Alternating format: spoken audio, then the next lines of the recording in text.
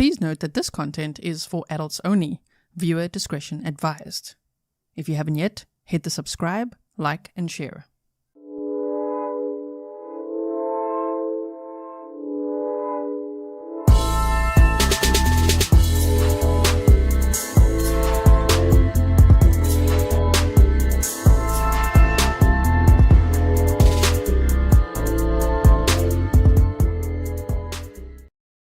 Hello everyone, and welcome back to another live stream with me, Gisela K. This is Grizzly True Crime, and today we are back to discuss the Delphi case. Now, we discussed this case yesterday, and we had a special guest, Who's Your Cold Cases, with us. I do want to now read through the document that we were referring to throughout the stream from the top to the bottom. It's 18 pages, just so that we're all on the same page and so that you understand what's in this document, you know? So, welcome to all my moderators. Thank you so much for everything you do. Welcome to all my patrons. I posted that body cam video on Patreon as well from the trial that we're watching currently, as well as putting timestamps in for you if you were watching it, you guys. And also, welcome to all my YouTube members, all my subscribers, and everyone that's new over here. Please remember that we're all adults and we can have open-minded conversations. You know, if you believe that Richard Allen is guilty, okay, he's innocent until proven guilty, but okay. And if you believe that Richard Allen is innocent, okay, we can all discuss it without getting combative, fighting with each other, all of that. So I just want to read you, what I mostly do is I report on the documents, right? And oh my goodness, this case has been like non-stop twists and turns and updates and documents and drama as well, which I've never seen a case quite like this before. What I do like about it is that at least the case, is definitely not a cold case. Definitely not. There's a suspect. There's going to be a trial. The trial has been moved to May 13th. It was going to be October 15th. Now it's going to be May 13th of this year, which is 61 days away from today. Also, it's on the court schedule from May 13th to the 31st, which is being reported. And I've also said it, okay? I read all the reports and I said it. 2 weeks. But someone commented and just said, like, how long are you going to say 2 weeks, Gisela? It's 3 weeks. If you look at the calendar, it's technically 3 weeks. Of course, they have some days for jury selection and things like that. And of course, there's weekends as well, which is maybe why they say a 2-week trial. But technically, on the court calendar, it's about 3 weeks, okay? So, oh my goodness. Criminally Focused says, my friend, the prof, has been getting so many threats. Chatting in other chats is scary. See, we don't want that. And we don't roll like that over here, We welcome everybody, all open thoughts, everything, healthy discussions. Just don't fight with each other, okay? So, by the way, Mr. Grizzly just brought me a cup of tea. Isn't that so sweet? Because he knows. I've still got this pesky cough, so wish me luck because I'm about to read an 18-page document to you guys. If you know nothing about the case, please check out the description box. There's a little write-up there for you. There's a link to my playlist as well as a case file that I've made for you. So you can check that out. I've made lots of videos on this case because it's just been like going, right? Yeah. Stefan says 2-week trial. That's like 4 witnesses for the prosecution. Seems so. 2 weeks or so. Oh my goodness. Can you imagine? 2 to 3 weeks. Technically 3. So I'm not going to recap the whole case now because we've done it so many times. And there's a whole playlist for you to see everything and the deep dives and all. So let's dive into this document and save my voice for it. So yesterday we went over, I showed you the highlights of about 5 documents that came out. It was raining Delphi documents yesterday.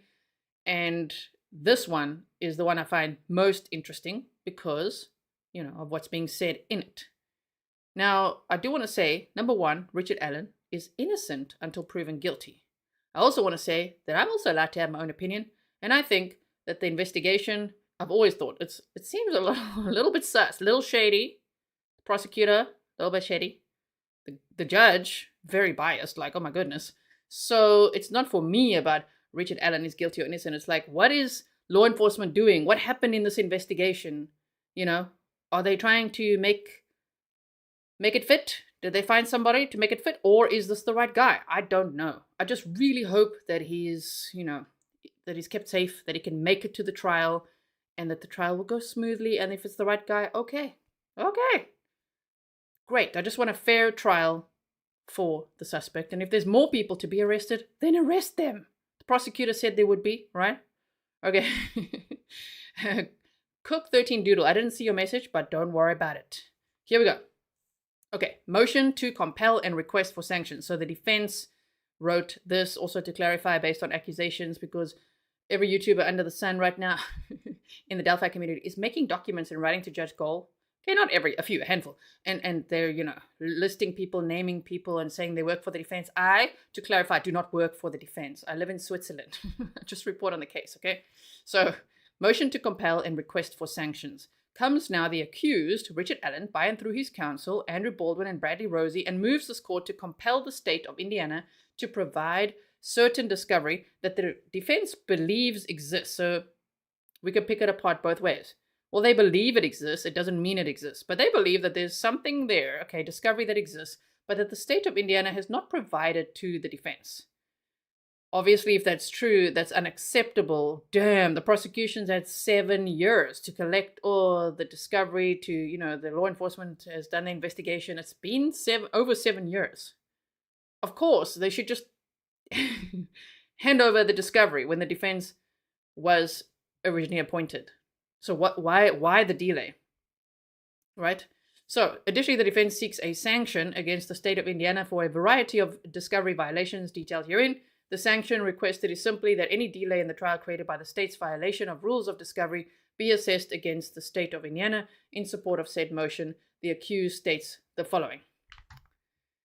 1. The defense has attempted to cooperate with the state of Indiana in order to comply with the spirit of local rule 08 CR 0018, which is attached and marked as Defense Exhibit A for the sole purpose of assisting the court in supplementing this motion to compel. 2.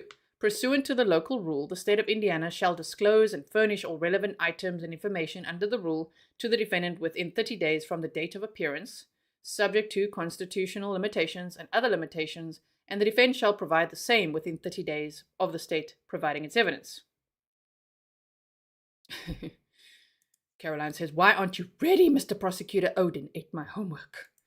Now, pursuant, number 3, to local rule, the party seeking disclosure of evidence shall include in the party's motion or request a statement showing that the attorney making the motion or request has made a reasonable effort to reach agreement with opposing counsel concerning matters set forth in the motion or request, including date, time, place, and manner of this effort to reach an agreement. 4, to this day, the state of Indiana continues to provide late discovery. Why?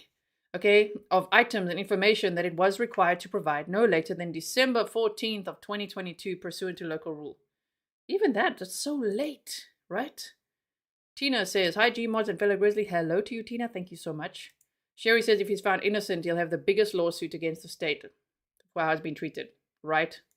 He'll be the wealthiest man in Delphi. Let's see. USA Libertarian says delay for contempt hearing, discovery from defense denied. Shaking my head. Delay for contempt hearing. Oh yeah, I remember that. That was another update. If you missed yesterday's stream, I would recommend checking out the first part of it because, well, when we read the documents as well, because I went through the other documents. There's other things, that have been going on. This is the one we're focusing on for today. So they say, for example, on February 20th of 2024, the defense sent a certified letter to the prosecutor's office, seeking many pieces of evidence, over 20, that the defense believes exists, but it appears that the state of Indiana has failed to turn over to the defense. In that certified letter, the defense requested a determination of if said evidence exists, and if so, to determine if that evidence has been turned over to the defense, as the defense was unable to locate any of the aforementioned evidence in the vast amount of discovery provided by the state of Indiana. In other words, the defense was seeking clarity as to whether the prosecution had turned over certain evidence or whether said evidence even existed. The state of Indiana did not respond to the letter. That as well is unacceptable. It doesn't really build trust. I think that's what it is, right? It doesn't build trust with the defense team, with the court, with the public, or just if that's what the state is doing. Okay, so they say, all right. Now, yeah, Bambina said the fact that they've gotten away with withholding all this. So, but rather send one. So they did not respond to the letter. Rude. But rather sent one e-discovery strand, whatever that is, okay, e-discovery strand, which contained a small portion of evidence that was requested, including certain videotaped interviews that have never been turned over involving people integral to the timeline. The state of Indiana turned over these pieces of evidence more than 14 months late. You can have a baby in that time. In 9 months. What? 14 months late. That's very late, and you know we like to be punctual around here. Oh my goodness. Pursuant to the local rule without explanation. I mean, what is the holdup? My goodness. Dr. Vonda K says HCC is here. Welcome, Who's Your Cold Case says. If HCC is here, I didn't see you there. Sorry about that. There we go. You said, hi, Stefan. Who's Your Cold Cases is here. Go and check out his channel. He was here as a guest yesterday. So if you missed that episode, you got to check it out. We had some interesting discussions there. Okay. So they say, pursuant to the local rule, the defense is not required to make specific requests for any evidence, obviously, as the state of Indiana is required to turn over all relevant items. Yet without making the specific requests, it appears that the defense would never have received these most recent pieces of evidence, i.e. the videotaped interviews of certain witnesses. The frustration from the defense is that this is not the first time that the defense has had to make specific requests for specific evidence that the state has failed to turn over to the defense. I mean, how did they know what they should be looking for? You know, if they have all the evidence, all the discovery that's been gathered for over 7 years, you know, then, or at that point, let's say if it was 6 years or 5 years, but now it's like over 7 years, if they have everything, all the cards on the table, okay, then they can, you know, have a strategy. But if they have to sniff out what exactly they should be looking for, I just don't think that's fair. I think this should be fair. You can't withhold things, you know, that's like cheating, which doesn't give me confidence in the state's case. Like, is the case not strong? Doesn't seem strong, but you know. Okay, because law enforcement and the prosecution are in total control of what evidence is ultimately turned over to the defense has no choice but to hope that the state of Indiana turns over all relevant evidence, especially exculpatory evidence. The defense simply does not have the luxury of knowing what relevant or exculpatory evidence the state possesses, and has turned over versus what relevant or exculpatory evidence the state of Indiana possesses but has failed to turn over. Over the course of this case, the defense has learned of certain evidence referenced in other discovered documents, or mentioned from other sources, or from exercising common sense that has caused the defense, to believe that said evidence does exist, but that the prosecution had failed to turn over said evidence to the defense. And then, the defense later determined that the prosecution did in fact possess those items, but failed to turn those items over to the defense until requested to do so by the defense. So they even kind of, by these allegations, lie. Like, we don't have that. Sorry, we don't have that. Oh yeah, we do have it. Here it is. You know, that's just also not okay. Mao Mao says state is having a bonfire before this deadline, if they haven't already. That's also a problem there, right? So they say the history of the prosecutor failing to turn over all relevant evidence to the defense has caused great concern to the defense. Over the course of this case, many of the items that the state of Indiana has failed to provide to the defense in a timely manner are what the defense would label as major pieces of evidence, even exculpatory evidence. Many of the items that the state of Indiana failed to provide to the defense in a timely manner were only provided after the defense had specifically requested the items that the defense, came to learn existed, but the state of Indiana had failed to turn over. That's not playing nice, Mr. McClelland, right? Now they say, for example, oh my word, this was unbelievable. When I read it again, I'm just like, no. For example, one of the more important pieces of evidence in this case is the data retrieved from the phone found at the scene where the victims were found, as this piece of evidence contains data concerning the down the hill video and other important information. One would think that's really evidence piece number one. Very important. So they say this phone and the data contained on the phone has been available since 2017, yet the defense did not receive the data from that phone by the deadline of December 14th of 2022, as designated by local rule. You know, one can have a tolerance if someone is late, you know. As I say, I like to be punctual, okay? I've always been like that. But damn, that's like a lot of patience. That's That's a lot of time to not hand that over. So they said the defense, knowing that this evidence simply had to exist, of course, we all would know that would exist based on what they've said in the PCA and all that. Knowing, and never mind that it's the most important, that little video of, bridge guy that they've released, we know it comes from Libby's phone. So why are they not giving over the data, the evidence from Libby's phone? Okay, so the defense, knowing that this evidence simply had to exist, finally sent an email to the prosecutor on June 17th of 2023 requesting the data from several phones, including the phone in question that belonged to Liberty German. The state of Indiana did not provide the phone data from Liberty German's phone until September 8th of 2023. Nearly 9 months after the state of Indiana should have turned over that evidence, and nearly 3 months after the defense specifically requested that evidence, even though the defense is not required to make a specific request for relevant evidence. It's quite odd that they even had to request specifically that, right? So they said most of the items requested in that June 17th, 2023 email to the prosecution still, to this day, have not been turned over to the defense. This includes data, reports, and other information related to the images of the bridge purportedly taken on Liberty German's phone at 2:05 p.m. on February 13th of 2017, as well as an image of Abigail Williams walking on the bridge, purportedly taken on Liberty German's phone at 2:07 p.m. on February 13th of 2017. Both purportedly sent through Snapchat, which I'm sure if you followed the case, you've seen those pictures, right? Here and there, I just glance at a comment. I don't want to pause too much, of course, because that could be annoying for replay watchers as well. But I am going to watch the live chat replay. I'm going to read your comments, and I really appreciate you being here with me as I read this to you. Fur Baby Love says, dirty prosecution, dirty judge, the actions or lack thereof is despicable. Quite sus, right? So they said the week of August 5th, 2023, the defense took several depositions.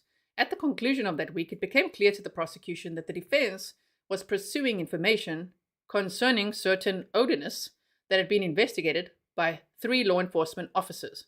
That's also important to highlight that the odorness theory was originally investigated by 3 law enforcement officers and the FBI, right?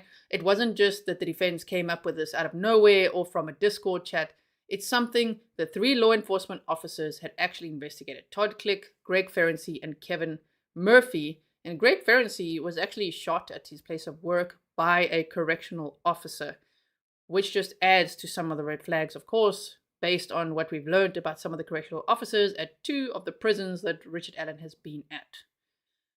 On or about September 8th of 2023, nearly a month after said depositions, the prosecutor provided a daunting amount of newly discovered evidence, including a letter from Todd Click's lawyer discussing Click's concern, essentially that the prosecution might be unaware of law enforcement's investigation into Brad Holder, Patrick Westfall, Elvis Fields, and others Click believed were likely involved in the murders.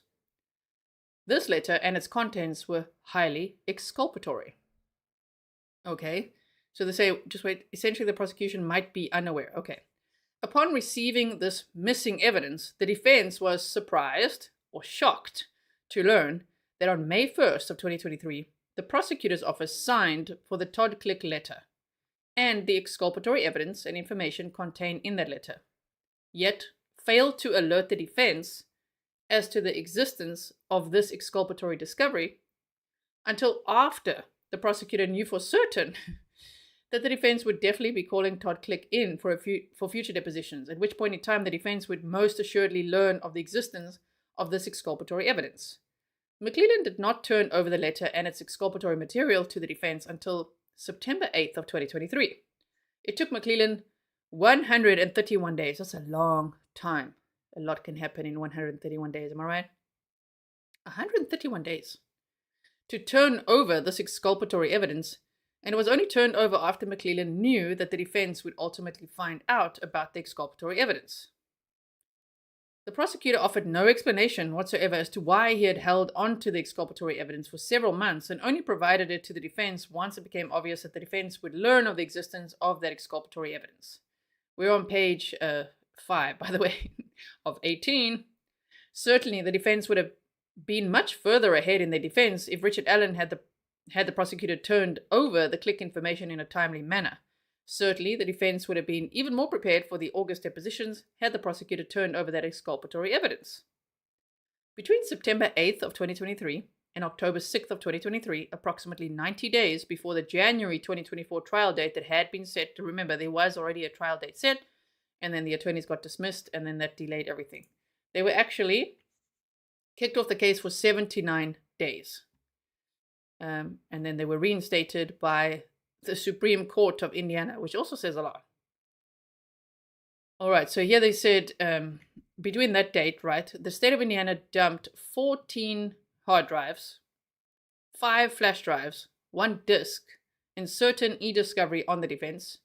That must have a lot of data on it, including several videotaped interviews of third-party suspects that the defense had focused on when deposing law enforcement in early August 2023. The state of Indiana provided no explanation whatsoever why they had not turned over to the defense this massive amount of evidence, exculpatory or not, 9 months later than required under the local rule, and a month after the prosecution learned that the defense was pursuing a defense that certain third parties were involved in the murders. Shame they wrote in the murderers. Okay. Much of the late discovered or missing evidence pertained to the focus of law enforcement on certain suspects involved in Odinism.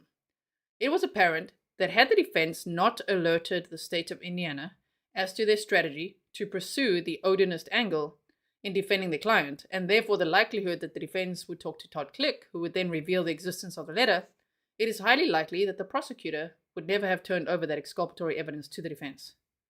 The very last discovered item that the defense received before the prosecutor requested that the defense be kicked off the case was geofencing evidence that the defense believes was received on October 6th of 2023. That's where it gets very interesting. Okay. Barbara says hesitation by the prosecution turning over evidence to the defense is suspicious in my opinion. Yeah, and it's really not good practice. It doesn't feel ethical, if I could say it like that. It seems like, what are you doing? You can't cheat. You can't withhold things. It's like withholding things in case they win. Well, that's not good. Then your case is not very strong. They say the geofencing evidence was received nearly 10 months after the state was required to turn it over and contained what appeared to be highly exculpatory evidence concerning a variety of important matters, including the phone numbers of multiple people who appear to have either been at the crime scene or within 60 yards to 100 yards of the crime scene during the very times when the victims were purportedly being murdered. Multiple phones. To me, that's how do you just ignore that? That's what I'd like to know. With a lot of the stuff that we read in all these documents, how do you just ignore it? I can't. I like to look at everything and be like, what? Multiple people who appear to have been either at the crime scene or within 60 to 100 yards of the crime scene. Wow. Okay, so they say during the very times when the victims were purportedly being murdered, according to the state's timeline provided in the probable cause affidavit. In this late discovery, the defense found a map, they did some map time, prepared by someone, presumably law enforcement, that appears to track the movements of these people in and around the crime scene the afternoon of, now this is a big typo, they meant February 13th of 2017, including between 3:02 p.m. and 3:27 p.m. at or very near the location within 60 to 100 yards of where the bodies were ultimately found the following day. I'll show it to you on the map afterwards. Since their return to Richard Allen's defense, Allen's attorneys have specifically requested by email, February 26th of 2024, which wasn't long ago, that the state of Indiana provide all narrative reports related to the geofencing data, as well as all documents related to the geofencing data. But the state of Indiana so far has claimed that no such documents exist. How can it not? If somebody made a little map and they're like, ooh, there were all these people in this little area, and it's a very small area. We looked at it yesterday as well. Okay, how can they say there's no such documents exist? I mean, if that's true, that's terrible police work. Why? Like, why? Wow, okay. Again, the defense is at the mercy of the prosecutor's claims of the existence or non-existence of such evidence. as it relates to the geofencing evidence, it would be shocking that law enforcement would take the time to put a map together, tracking the movements of certain phones in and around the crime scene between 12:39:54 p.m. and 5:49 p.m. 06 p.m. 5:49:06 p.m. on February 13th of 2017, but would then not follow up with detailed narrative reports concerning the geofencing analysis of that data. Yet, the prosecution claims no such geofencing reports exist. However, the defense has heard this type of answer from the prosecution in the past, only to learn that the prosecution's claims that documents did not exist weren't true. Oh my. So, Forensic Bureau says, a horribly botched investigation. And I mean, we wouldn't be that surprised if it was a horribly botched investigation. Would anyone really be surprised? Yesterday, actually, someone left a comment on the live stream saying, we should have empathy for law enforcement and not throw shade at them because shame, it's a small town and they've never dealt with a case like this. And kind of like, of course they would botch it. That's not great. It's very unfortunate, but, then rather admit that. Because it's almost like, it's just my opinion, it's almost like hiding that fact. Like, no, this whole thing was just not great investigative work from the beginning. And obviously, as we know, if there's many people walking through a crime scene, or if it's not secured properly, or if they, allegedly only discovered the unspent round after releasing the crime scene, that is a huge problem for a conviction, right? Debbie says, OMG, what if he is innocent? I always tell Mr. Grizzly, my husband, about this case. I discuss it often. It's just always on my mind. This case is just so crazy.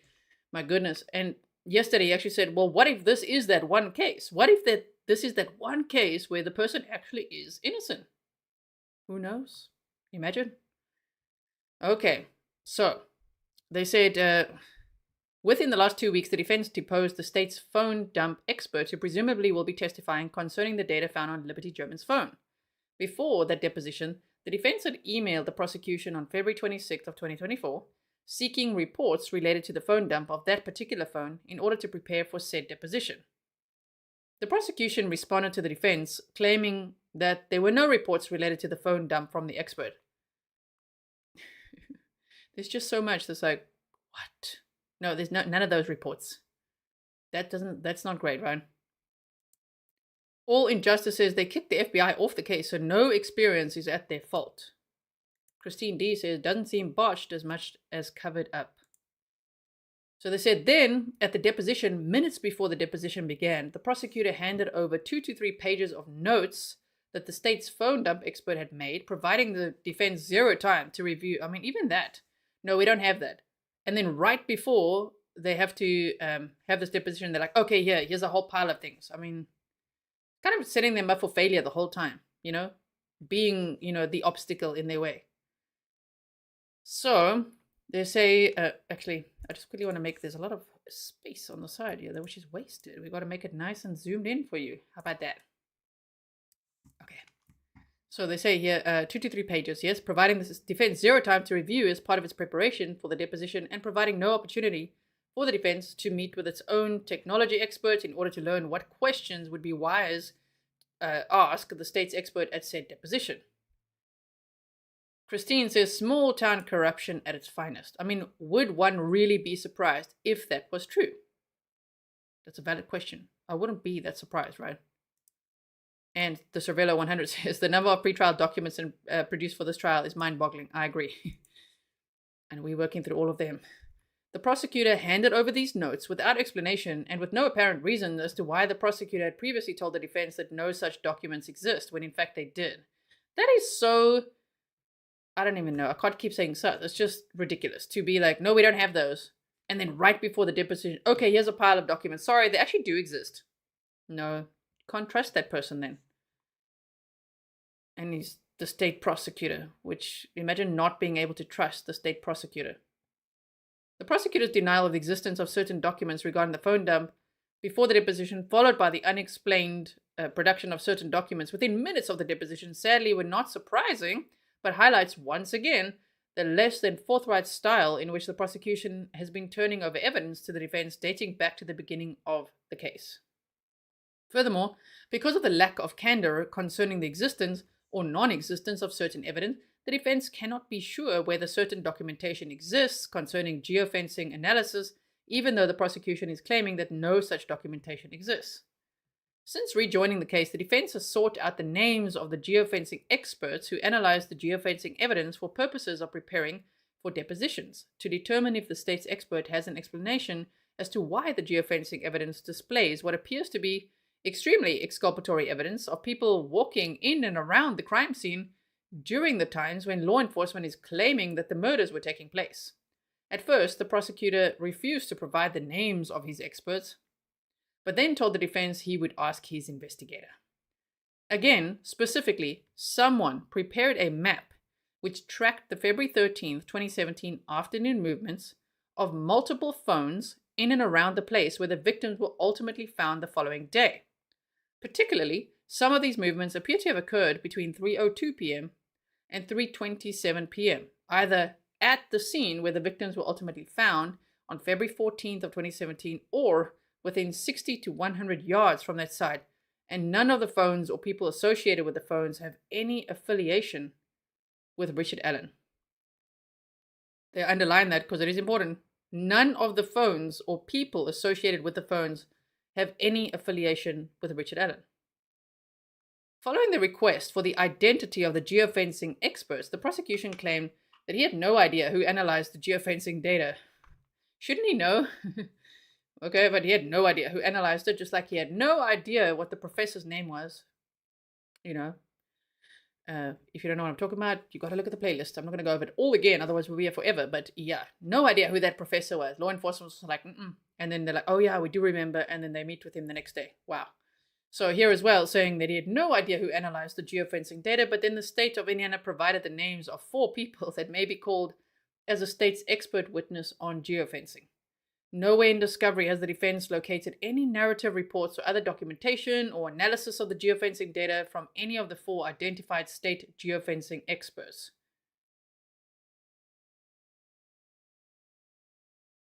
Brian Barr says the phones are of the 3 girls and the other older lady walking down the trail. No, it can't be, because it's literally in this radius. It's literally there in this little radius. You know, we showed this yesterday as well. Here's the Monon High Bridge. So it's not people walking in and around the trails and all around by the cemetery. It's the 60 to 100 yards. You know. So from here. Just want to see if I can. Yeah. Wait, that would be. Where's my little other pointer? I've got this. Oh, here. Come on over, buddy. There we go. Now we can see it. Let me zoom out. 100 yards. From, wait, now the point is wrong. From around, no. Stop it. From around here. Okay. 60 to 100 yards. 60. Okay, wait. 60 from the crime scene. Roughly there, where it started. In the middle of the circle. 60 yards, right?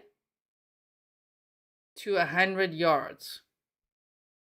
That's it. We're not talking about people, witnesses walking around, seeing bridge guy. We're not talking about people that live on those properties or anything like that. We're talking about that little circle. Isn't that crazy? Wow. Okay, now where is the document? There we go. Back to the document. Okay, so Hasina says, I better go catch up on yesterday's live. Yes, do that. Also, Music said, keep in mind the ISP, FBI, and other agencies were almost immediately investigating. Also, they stood with the Sheriff's Department at the press conference. This is very distressing. It is. So, okay, they say nowhere in discovery has the defense found any documentation, negating the defense's analysis that the geofencing evidence shows multiple people were found in and near the crime scene at a time when law enforcement claims the murders were occurring in that tiny little circle. That's very hard to argue. You know, people say, oh, it's just people walking around. It's the witnesses. People driving past, it's people who live there. Nope, not according to the discovery. As Stefan says, that's very precise. 60 to 100 yards. Yep. Dr. Vonda K says the state's reasoning that BG, both, that's Bridge Guy if you guys didn't know, both used a gun to coerce the girls down the hill and buried an unspent bullet, an unspent round between the two girls many yards away from the bridge is nonsensical. Yeah, a lot of the state's timeline, in my opinion, is nonsensical. I know to some people it's like, no, it makes absolute sense to them, and that's just how it happened, but I just it doesn't make that much sense to me. There's a lot of missing data there. So they said, additionally, the defense has reviewed all discovery provided by the state of Indiana and has not yet found a single interview of any of the people whose phones, according to the geofencing data, were found the afternoon of February 13th of 2024, moving in or around the location where the bodies were ultimately found the following day, at times when the murders would have taken place, according to law enforcement timelines.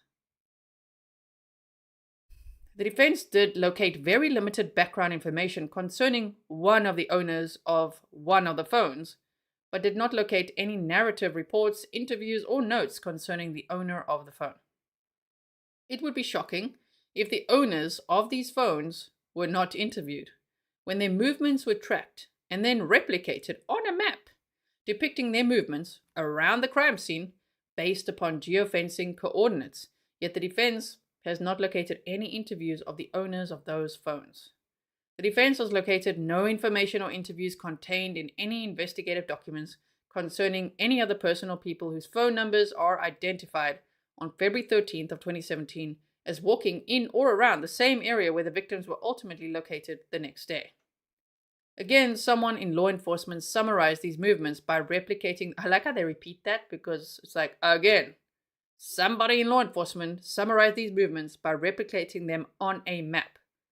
And yet no narrative report can be found to explain why law enforcement reduced the movements to a map of the multiple people using multiple phones at or near the crime scene in that little circle, not the whole area, 60 to 100 yards from where the bodies were found. Okay? At the time the murders were purportedly committed. While it is possible that the geofencing is not what it appears to be, or perhaps was later debunked in some document that has not been turned over to the defense. So they even give investigators and the state the benefit of the doubt. They're like, while it is possible that maybe they debunked it in some document that has not been turned over to the defense has found no documentation that dispels that the geofencing appears to be highly exculpatory in nature. The defense is attempting to verify what the geofencing evidence appears to show, and based upon the map that tracks the movements of multiple people, to verify what law enforcement also apparently believes the geofencing coordinates show. Danielle said, so far there's nothing tying RA to this crime. Of course, I hear the arguments already. I see it all day in my inbox, in the comments. It's like, he said he was there. Yes, but he said he was there until like 1:30. But he said he was there. He said he wore a blue jacket. Yes, which is what half of the men in Indiana apparently wear. And he confessed. Yeah, but we never heard what that confession was. The state says that he confessed. So yes, so far there's no actual hard evidence. And people will say, what about the unspent round? Well, that will have to be presented at the trial with extraction mark experts, which sometimes gets tossed out in trials as junk science. So who knows? If that's all they have, oh dear. So they say after the debacle, yeah, and Delphi is a debacle. Oh my goodness. After the debacle involving the identity of the, I just want to see, did I skip anything? Wait. No. Okay. After the debacle involving the identity of the Purdue professor, the defense has no faith at all that the prosecution will produce evidence, such as geofencing analysis, as required under Local Rule 08CR00018. As detailed in the Franks Memorandum, don't get triggered, people, if you don't like it. Please read the whole document, though. Okay, as detailed in the Franks Memorandum, filed September 18th of 2023, it feels like just yesterday, but okay, September 2023, as well as the defendant's additional Franks notice, filed October 3rd of 2023. Since August 10th of 2023, the defense had asked the prosecutor to identify the Purdue professor whose findings thwarted investigative efforts to look into Odenism as being involved in the murders. According to Sergeant Jerry Holman, the Purdue professor had reviewed the arrangement of certain sticks left at the crime scene and concluded that the sticks found on the girls at the crime scene, according to Holman, did not represent Odenism or any type of cult worshipping or any type of a group that would have committed the crime. That was Holman's deposition. It says page 63, lines 15 to 20. However, After his deposition, the defense sought the identity of this Purdue professor who altered the way that the case was investigated. No one from the prosecution or law enforcement claimed that they could remember this Purdue professor's name. Suddenly they're just like, we just don't know his name. Yeah, sorry about that. But then later they're like, oh yeah, okay, we do know it. And they spoke to him. Rex C55 says you cannot tie an unspent bullet to a specific gun. I mean, I know people try to in cases, but it usually doesn't work out so well from what I've seen. Now, they say, after the defense made several requests from the prosecutor to identify the Purdue professor for purposes of conducting a deposition, the prosecutor sent an email to the defense on September 6th of 2023 that read, as stated before, we are trying to identify the Purdue professor, but no luck yet. Detective Holman has reached out to the FBI and Purdue and has not gotten a response yet. We will continue our endeavors, but may not be able to identify him or her. Now that's a lie. This response from the prosecutor seemed utterly preposterous. It had been nearly a month since the defense first made its request for the prosecutor to identify the Purdue professor. And the state police, with all the resources at its disposal, claims it was unable to identify the Purdue professor. I mean, if they can't, okay, sorry, snark. If they can't even identify the Purdue professor that they had previously spoken to that gave some interesting theories on the case, on the crime scene. If they can't identify the professor, how are they going to identify the right suspect? My goodness. So they're like, whoops, no, we don't know, unless they just don't want people to look into that, which of course, the defense, they're digging. That's what I like about the defense. They are digging.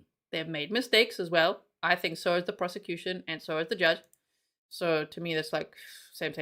But yeah, these people dig. And they've got lots of experience between the two of them. Andrew Baldwin, Bradley Rosie, 50 years of experience between the two of them, as defense attorneys at murder trials, whereas McClelland, the state prosecutor, never worked a murder trial in his life, apparently. Okay, so he's inexperienced, especially compared to them.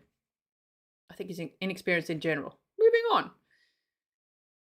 I like it. Utterly preposterous. See, I've got to get my British accent on there.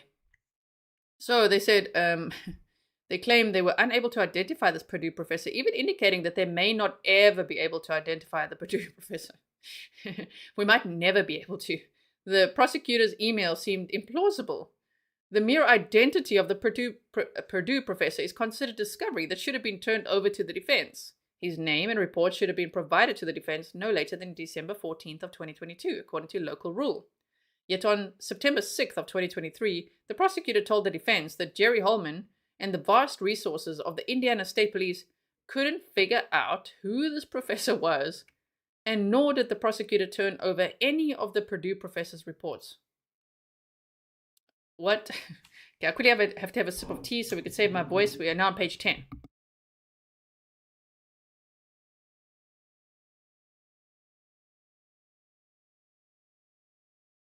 Okay, let's hope that helps. However, since getting back on the case, the defense has learned that Jerry Holman did in fact learn the identity of the Purdue professor, Jeffrey Turco, on August 12th of 2023, through the Purdue Police Department, and Turco's identity was confirmed a few days later by other law enforcement. Holman even had possession of Turco's report, which contradicted Holman's August 10th, 2023 sworn testimony during the same time frame.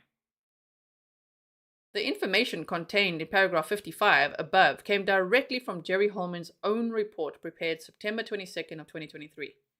Holman's report was not made available to the defense until February of 2024. September, October, November, December, what? 5 months later, they're just like, no, we don't know who that is. Meanwhile, behind the scenes, they're like, we do know who it is. We do know. And they've got the report as well. Holman's September 22nd, 2023 report exposed the following concerning the state of Indiana's intentional violation of the discovery order due to their attempt to hide the identity of an exculpatory witness. During the month of August of 2023, the defense made multiple requests for the state of Indiana to identify the Purdue professor who, according to Jerry Holman and Tony Liggett, altered the way the case was investigated. By mid-August of 2023, Holman knew the identity of the Purdue professor, Yet throughout all of August and September, McClellan told the defense on multiple occasions that Holman and or law enforcement could not figure out the identity of the Purdue professor. It just really doesn't give one faith in investigative work. Here, if they can't figure out the identity of a professor, oh my goodness, that is just scary. McClellan's September 6th, 2023 email to the defense detailing Holman's inability to identify the Purdue professor was clearly not true. I mean, it clearly was, according to this, a blatant lie. Adam Bechtel says, I think RA was threatened and made to confess. I think it's very possible. It has happened. That is why there are projects like the Innocence Project. We're not talking about the Los Angeles Innocence Project. Even that's a different organization. They're very busy with, what's his name? Scott Peterson. The Innocence Project does exist. There are coerced confessions. It does happen. It's not the majority, but it does happen. So I just don't know why people rule that out as a possibility, because it is possible. So they say, wow, after the filing of the Franks Memorandum on September 18th of 2023, Jerry Holman was forced to interview the Purdue professor before the professor learned that he was missing. The way they write that. Before the professor confirmed that he was missing, that he learned. He's like, wait, I'm missing? I'm a missing person. You guys couldn't find me? I'm right here. Holman interviewed the Purdue professor the very next day, September 19th of 2023. Holman's September 22nd, 2023 report, memorializing his meeting with Turco, is filled with multiple falsehoods and mischaracterizations concerning his conversation with Turco, in what appears to be an attempt to water down Turco's actual opinion that it was a given that someone was trying to replicate a Germanic runic script. Holman memorialized Turco's conclusions as inconclusive. Wow. Despite how Holman drafted his report, Turco's conclusions were not inconclusive whatsoever. Turco was clear that in his opinion, and that of a Harvard expert, the sticks found at the scene were an attempt to replicate a Germanic rune script. The only thing that Turco could not say for certain was the intended meaning of the person or persons who left the runic script at the crime scene. Now, could someone have been trying to frame Odinists? Sure. Could someone be trying to confuse the crime scene by making it look like, Germanic ruins? Sure. But could it also be Odinists or... Okay, remember, it's people that have hijacked Odinism. It's not actually Odinists, so don't be offended. They hijacked it and made it their own. Could it be? There's so many possibilities, I like to explore all possibilities and keep an open mind, especially before a trial, where we especially as the public, as Lieutenant Peter Pranzo, who's here, usually, is he here in chat? I don't know. There's lots of law enforcement experts here in the chat, will often say the public knows like 5 to 10% of what's really going on in a case before the trial. And maybe once the PCA comes out, Peter Tragos, the lawyer told us, then we might know about 50%. So for people to be so certain, instead of open-minded and say, this could be possible, could be, right? No, it's not. Why? Got to stay open-minded, okay? So, well, you don't have to, but I like to stay open-minded. So they said the only thing that Turco could say for certain was, not say for certain was this intended meaning. Holman also attempted to deceive those reading his report when Holman, wrote in his report that Turco stated that no evidence or research indicated that those involved in Odinism practices ritualistic human sacrifices. Holman chose to not include Turco's actual words that the stick configurations were pretty clear runic, and that Turco, could certainly imagine that this was somebody's idea, that when you do human sacrifices, you carve runes. There are some poetic sources that would sort of support that idea, that somebody might have come across that scenario seem entirely plausible to me. Turco tape statement, 15 to 1550, which is obviously very different to how law enforcement chose to interpret that. Right? Now, I know a lot of people say, well, where are all the other ritual sacrifices then? Why would it only be this one? Well, it might not only be this one. There's many unsolved murders in the area as well. Remember we looked at Bill and Peggy Stevenson, and those investigators, if you didn't, it's on my playlist, those investigators said that there was a item that was ritualistic in nature, an item of interest that they had linked pretty recently to the Delphi case, and were talking to investigators in the Delphi case. Well, they said the word ritualistic. Bill and Peggy Stevenson, double homicide, unsolved. What about the Evansdale murders? What about all the others we've looked at? You just don't know. I mean, the Evansdale murders, 2 little girls as well, also left in an open nature area in the woods like that. That's strange. People just forget about all of that, you know? And there's always a first as well. Never mind that one of this group of people that the defense named, as Odinists, they have Facebook accounts, they do practice their version of Odinism. And the one guy was interviewed by a YouTuber and said, we don't sacrifice little girls, we just sacrifice horses. Which I'm like, damn, that sounds pretty scary. Like, why are you doing that? So, and they've got video of that, the defense's video of it. They mentioned this actually later. So I'm just saying, you just never know. When people say, but this is satanic panic. Okay, but if we said a group of Satanists did it, it's so weird how people will believe that quite easily. Like, oh yeah, a group of Satanists, and then off they go. But if it's a group of Odinists, no one's heard of that. Can't be. Well, it could be. How do you know? There's always a first for everything as well, unfortunately.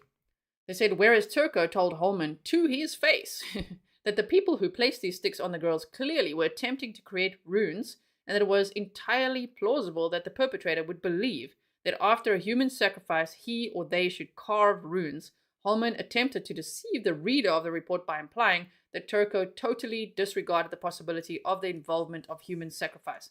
That is not what Turco said. Yes. I mean, there's a case recently in South Africa, the little girl went missing. It turns out her parents sold her to a witch doctor because the witch doctor, dismembers kids and stuff and uses it as booty. Like, I mean, that sounds crazy. To many of you, that might sound like, what are you saying? But it happens. It happens. So why is this so crazy to even think about? No one says to accept, to think about as a possibility, to hear the defense strategy and to think, whoa, what if this is possible? And what are those multiple phones? And there's so much to it. Why did Kegan Klein say what he said? Why did Ron Logan say what he said? All this stuff. I'm not saying they're involved. I'm just saying it's very weird. There's a lot of very weird things in this case. Now, to continue on page 12 out of 18, we're getting there, right? Holman certainly understood that on August 10th of 2023, Holman did not tell the truth under oath. Well, that's a concern. How can you trust him? At his deposition concerning the findings of the Purdue professor. And they tried to hide the identity of the Purdue professor. While Holman was attempting to hide the identity of the Purdue professor, what Holman did not account for was that the Franks memorandum would be filed on September 18th of 2023. Ooh, that timing. And the Franks memo would call out Holman and McClellan for claiming that they could not figure out the identity of the Purdue professor. And then they saw that professor the next day? Furthermore, McClellan never once contacted the defense and alerted them that the Purdue professor had been found. Furthermore, McClellan has still never explained to the defense why he, McClellan, had sent an email on September 6th of 2023 claiming that the identity of the Purdue professor was still unknown, when it was later revealed that Holman had known of the identity of the Purdue professor several weeks earlier. Additionally, McClellan never turned over the Purdue report until receiving an email from the defense requesting that he turn over the report. McClellan finally turned over the Purdue report on October 14th of 2023 at 9:43 p.m. by email, nearly 10 months after he was required to do so under local rules. Why does he do that? He files it really late at night. McClellan does like to do that, right? So they say under local rules and well over a month after Holman had received the report in mid-August of 2023. The Purdue report that the prosecutor finally turned over to the defense further exposed the lack of veracity of Liggett's and Holman's August 2023 deposition testimony, which further explained why Holman tried to hide the identity of the Purdue professor and the contents of his 2017 report. Don't you think that hiding is a sign of weakness and ooh, they shouldn't find out about this? Why? Why not just be transparent? Isn't that the question? Why are they not forthcoming with the information? Why aren't they confident in their case? Why aren't they being transparent? Why do they say there's no reports and then someone say, oops, there are reports? Why pretend that this professor is missing? They'll never identify him. I think those are valid questions. You know when people say, listen, sorry if this is you, okay, listen, Richard Allen said he was there, said what he was wearing, and he confessed to his wife and mother. What more do you want? When people ask that, what more do you want? Is that enough for you? Is that really enough? You think that that's going to get a conviction? Oh no, I don't think that's enough. Then you need to come and watch some trials with us. That's what I would recommend. Because once you start watching trials in full, sure, actually that's a good thing. Once you start reading documents in full and watching trials in full, I think you'll understand that that's not enough. Okay. In addition to those discovery violations already identified, the state of Indiana has also failed to produce other evidence that the defense has had to either pursue on its own or make a specific request from the prosecution. Some of this evidence includes, but is not limited to, the following. The faked crime scene image found on Brad Holder's Facebook page. The defense has had to travel to Georgia to retrieve a copy of that image. To this day, the state of Indiana has not turned over a copy of said faked crime scene image. I wonder if they talk about that little painting that he made, this guy. I don't know. So, okay. While having to admit in deposition testimony that it is real and was found on BH's Facebook page within weeks of the murders. It's a bit odd. Video of I'm not saying he did anything, not accusing any of these people. You know, it's just it's just interesting coincidences. So Stacenolf says Doug Carter said that this one crime was, it equaled the totality of evil in his career. Right? Now, video of a ritual in Fort Wayne involving, I'm just going to use abbreviations right now, BH and PW, in which W can be seen marking a tree using his hand at a similar height on that tree as the F was found on the tree at the crime scene. After finding references to that ritualistic video in an email from Detective Greg Ferenczi, the guy that was killed, assassinated by a correctional officer. No one knows the motive. Strange, right? So he's looking into the Odinist angle, and some correctional officer who could plausibly be one of them. Did he have patches? Did he have tattoos on his face like the others? Shoots this guy. Okay. So he was taken out. They say in an email from Detective Greg Ferenczi to Tony Liggett, the defense had to ask for that video as the prosecution had not yet turned the video over to the defense. The video was finally received on or about September 8th of 2023, around 10 months after the prosecutor was required to turn it over to the defense. We're on page 13 of 18. Okay, now this one, I'm going to just read it out. It says, video of Elvis Fields' interview was not turned over until September 8th of 2023. Now that person's name is, according to the Franks memorandum, someone who said that he was there that day. So someone who said to his two sisters who took polygraph tests more than once and passed it. And they were so concerned about what he was saying to them that they went to law enforcement multiple times. And they said one of the things was that he wore a blue jacket and he just needs to get rid of it now. They must keep it for him, something like that. I remember that from the Franks memorandum. But then also said he was there that day with other people, two other guys, there where the girls were murdered. And he said to law enforcement after this interview, which I'm glad they've got that video at least, he said, if I spit on the girls, this is a bizarre thing to say. If I spit on the girls, okay, if you find my spit on them, and I can explain it away, am I still in trouble? And law enforcement disregarded what he had said because they said he's like mentally compromised. So they just like, never mind. Just ignore him for years. Video of JM interview was not turned over until September 8th of 2023. Video of, I've never heard of some of these names, I think.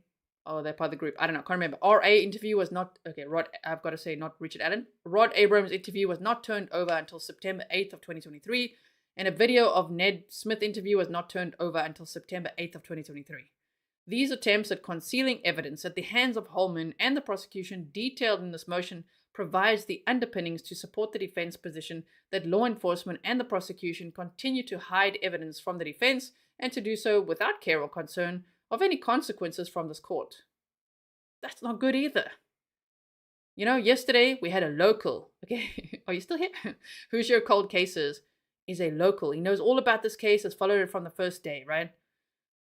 And he was just saying, it's as if people can just get away with whatever they want there. Why are there no consequences? The defense recently filed its motion for early trial for several reasons, which was granted because Judge Gull had no other choice. It was either you grant the early trial, which is now set for May 13th, or you let Richard Allen walk free. Anyway, so she's like, okay, granted for early trial. The defense recently filed its motion for early trial for several reasons, including concern that their client's safety and mental and physical health. Now, have you ever, I mean, there are cases, but I'm going to say it like this. Have you ever heard of the defense being like, let's go, go, go, go. We're ready for trial. Let's go. And the state putting on the brakes. Normally, it's the other way around. Think of Brian Koberger's one day in the distant future trial. That's the defense putting on the brakes, Whoa, we need to this and this. In this case, which, by the way, just think about how differently they treat Richard Allen versus Brian Koberger. Both suspects, both in homicides. One's a double homicide, one's a quadruple homicide. Yes. Okay? Both. One is even facing the death penalty. That's Koberger. And just think about how differently they treat it. How differently they present. I mean, Koberger's all in his suit there, and he's like, no cameras on me, no cameras. And then Richard Allen is all like chained and tased and all like, which could be an act. I know sometimes criminals do that. Sometimes they make themselves look like, as Laura Richards will say, himpathy, like poor me, but we don't know if that's what's going on here. It's very scary to think of the other possibility, right? Tracy said it's about wanting a fair trial justice for the girls. Without a fair trial, there can be no true justice for the victims. You're right, Tracy? Okay, so they said the biggest concern that the defense has concerning the early trial request is the prosecution's continued violation of discovery rules. Earlier, Donna Lena said in chat, will Judge Gull punish the prosecution for their mistakes the same way she tried to punish the defense attorneys? I bet she has no intention of doing that. And actually, the defense brought that up as well at one point. Like, and, are you going to look at what the prosecution did as well? Wow. So they said the defense would therefore request the court to compel the state of Indiana and law enforcement to turn over all. I mean, one would think they wouldn't have to ask for that at this stage more than 7 years later. Okay, they say, please turn over all relevant evidence in its possession. Again, as the defense does not have the luxury of knowing what is in the state's possession, the defense can only specifically request discovery that the defense believes exists based upon a common sense understanding of the evidence that they currently have in their possession and the evidence that should exist as an extension of the evidence that the defense has already received. The defense is requesting the court to compel the state of Indiana to turn over to the defense by no later than Monday, March 18th. That's when the next hearing is. We'll have to see if it's actually going ahead or not, because the defense has said, David Hennessy, they've got now that attorney, is saying, let's just get this case to trial. Can we stop with all these hearings and things? Just get the case to trial. And I must say, I agree. Melissa says, is this the latest motion from today? This is the latest one from yesterday. This came out yesterday. 5 or 6 documents came out yesterday. It was snowing documents. We already went over it, but I was just highlighting things. So now we're going over it in depth. We went over it yesterday a little bit. Okay.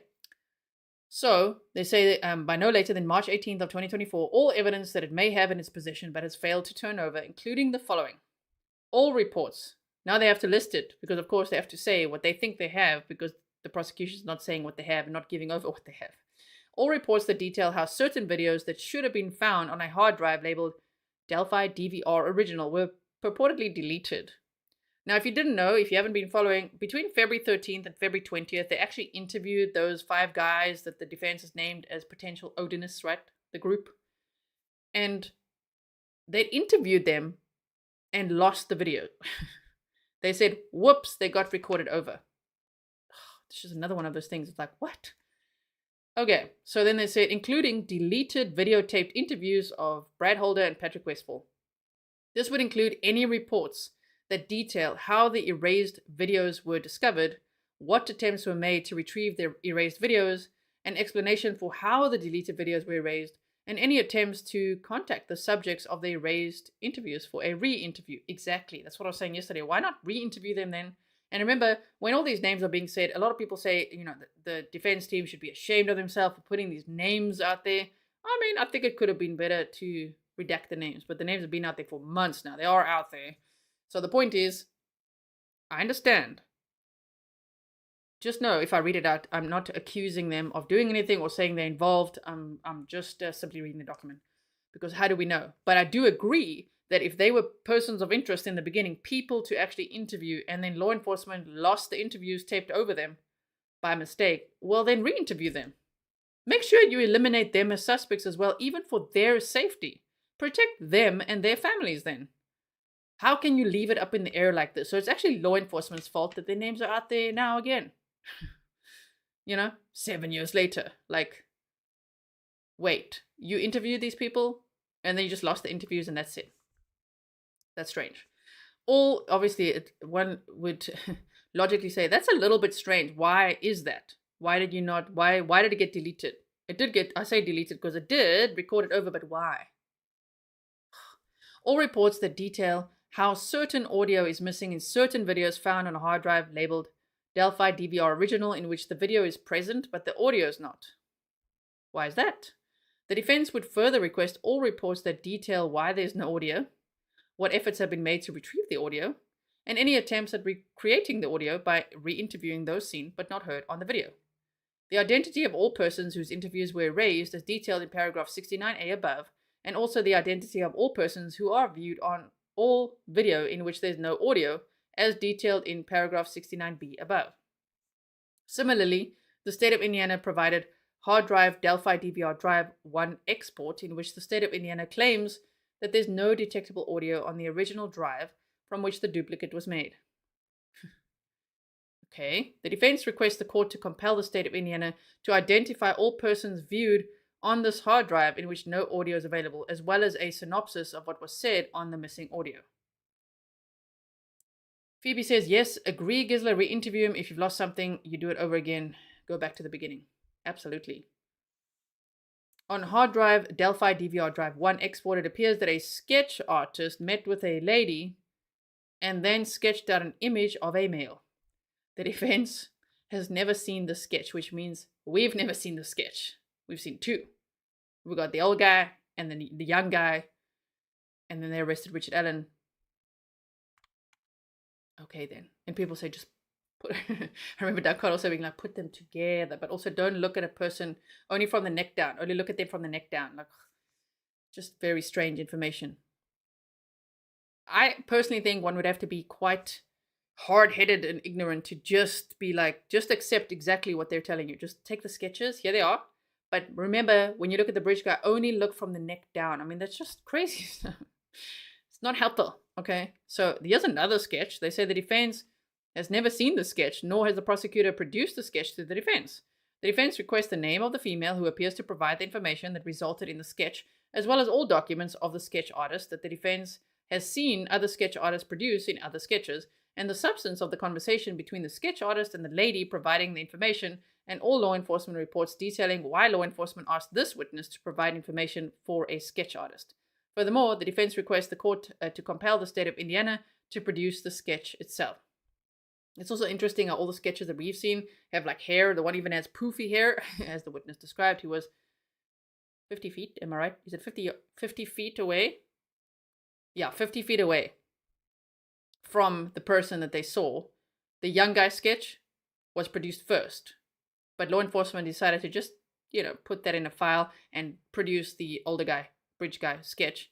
And then later, when the witness who gave information to produce the sketch of the young guy said, well, why aren't you showing people this sketch? Like, she was mad. Like, why didn't you show people what I provided? Because I was standing right there. I saw this guy with the poofy hair. And then they're like, okay, we've changed our strategy and we have a new sketch. My goodness. Now there's another one. Now here, the defense is also asking for all of Derek German's, that's Liberty German's dad's, law enforcement interviews, including video or audio and or notes, reports, memorializing any law enforcement interview. If he was never interviewed, the defense would ask for confirmation of that fact. For purposes of establishing a timeline, all of Kelsey German's phone dumps of all phones attributable to Kelsey German. If a phone, this is just thorough work. It doesn't mean these people are being blamed. It's just thorough work. Some of the last people to see them, to speak to the victims, right? To see the victims, speak to them, to drop them off, to just thorough investigative work. Because now what the defense is doing is say, whoa, whoa, whoa. Let's go back to the beginning and see what you have. Because you won't even give us the victim's phone data. Then what won't you? So let's just ask for everything, right? So they're saying, okay. I think I would also do the same. If I was a defense attorney, I'd be like, whoa, let's just go back to the beginning here. State, what are you doing? We're going to go. We want the phone info. We want the dad's phone info. We want the sister's phone info. So they say, if her phone was never collected, the defense would request confirmation of this fact. Furthermore, every law enforcement interview of Kelsey German, including video, audio, and or notes, reports, memorializing any law enforcement interviews. If she was never interviewed, the defense would ask for confirmation of that fact. All of Cody Patty's phone dumps of all phones attributable to Cody Patty. If his phone was never collected, the defense would request confirmation of this fact. Furthermore, of every law enforcement interview of Cody Patty, including video, audio, and or notes, reports, memorializing any law enforcement interviews. If he was never interviewed, the defense would ask for confirmation of that fact. There are 2 images that exist, but which the state of Indiana has not turned over to the defense. So let's hear more about this. We're on page 15 out of 18. Those images can be found on the internet, with at least one of those images seemingly adopted by law enforcement as being legitimate, as it has been utilized by law enforcement in various media appearances, including a 2019 press conference. We are talking about the photo of Abby Williams walking on the bridge, purportedly taken at 2:07 p.m. on 2/13/17, attributable to being sent via Snapchat from Libby German's phone. Also, an image of the Monon High Bridge. I mean, they should have this evidence, obviously. Okay, this image of Monon High Bridge purportedly taken at 2:05 p.m. also attributable to being sent via Snapchat from Liberty German's phone. Related to those items, the defense would ask the court to compel the state of Indiana for the following that so far has not been produced. Interviews or reports of Kyle Smith or anyone else that received either or both images taken on the bridge purportedly at 2:05 p.m. and 2:07 p.m. purportedly from Libby's Snapchat. I'm glad they were able to retrieve that so quickly as well, which I think Kelsey German helped with. And also talking to the friends, because with Snapchat, things disappear after 24 hours, don't they? 12 or 24? Then you can't find them again. So all reports, analysis, and documentation detailing any information about the images purportedly taken at 2:05 p.m. and 2:07 p.m. and sent out via Snapchat. All reports, documentation, and analysis from Snapchat or any law enforcement agency dealing with the data confirming when those images were taken, where they were taken, and how they were distributed, including all reports related to the data and metadata. Any analysis related to those images that has been conducted by any law enforcement agency or by any person or governmental or private entity that has worked with law enforcement. If the state of Indiana does not believe that the image of Abby walking on the bridge at 2:07 p.m. and of the bridge taken at 2:05 p.m. are discoverable because the state of Indiana does not claim those images as relevant or reliable, then the defense requests confirmation of the same. That would be scary if they actually say that, like it's actually not reliable. We're just not going to provide you with that. Like, what? Wow. Okay. So they say, wow. Okay. All reports and our documents, including phone dumps from any phone or electronic device that was believed to be, to possibly be a phone or electronic device of either victim used near the Monon High Bridge or in an area that was geofenced near the Monon High Bridge and was identified as a victim phone that is different than the phone found at the crime scene. All emails between Professor Turco and any law enforcement officer from 2017 till present. All reports, documentation, notes, or any analysis of geofencing data related to this case.